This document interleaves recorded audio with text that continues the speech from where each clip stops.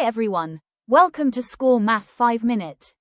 Today, we're going to revise Chapter 3, which covers squares, square roots, cubes, and cube roots. Let's get started.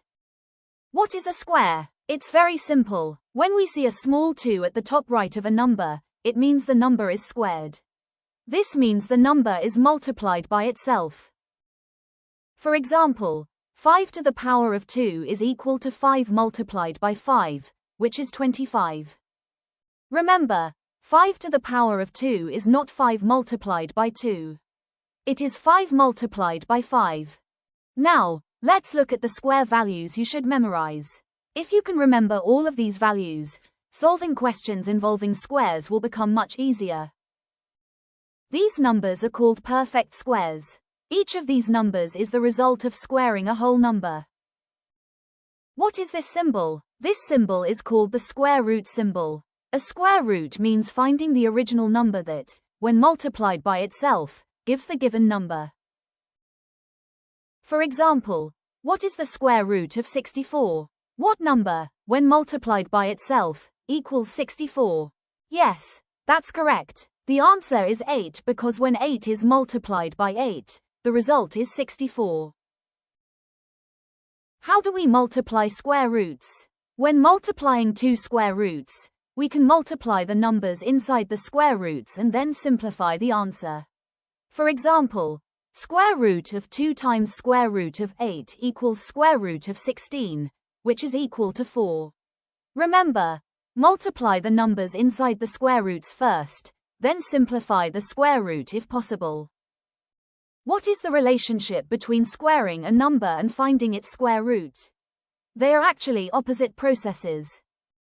Squaring a number means multiplying the number by itself. On the other hand, finding the square root means finding the original number. For example, 8 squared is 64, while the square root of 64 is 8. Now, let's learn about the power of 3, cubing. A power of 3 is written with a small number 3 in the upper right corner of the number. A power of 3, cubing, means multiplying a number by itself until there are 3 identical numbers being multiplied together. For example, 5 to the power of 3 is equal to 5 times 5 times 5, which is 125. Remember, 5 to the power of 3 is not the same as 5 times 3. A perfect cube is a number that is the result of cubing a whole number. Therefore, all the numbers obtained here are perfect cubes. The symbol is the cube root symbol. A cube root means finding the original number that, when multiplied by itself 3 times, gives the given number. For example, the cube root of 27 is 3, because 3 times 3 times 3 equals 27. Just like squaring and finding the square root are inverse operations, cubing and finding the cube root are also inverse operations. Cubing gives a number, while finding the cube root finds the original number. For example, when 3 is cubed, the result is 27. Conversely, the cube root of 27 is 3. Now, let's try a few questions. What is 6 squared? The answer is 36 because 6 times 6 equals 36. Which of the following numbers is a perfect square?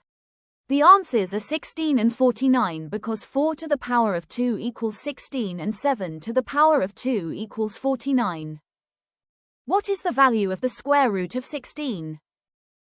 The answer is 4, because 4 times 4 equals 16. Find the value of square root of 3 times square root of 12. First, multiply the numbers inside the square roots. Then, find the square root. So, the answer is 6. What is the value of 4 to the power of 3? The answer is 64 because 4 multiplied by 4 multiplied by 4 equals 64. What is the value of the cube root of 125? The answer is 5 because 5 multiplied by 5 multiplied by 5 equals 125. Final challenge. Give your answer in the comment section before the answer is revealed.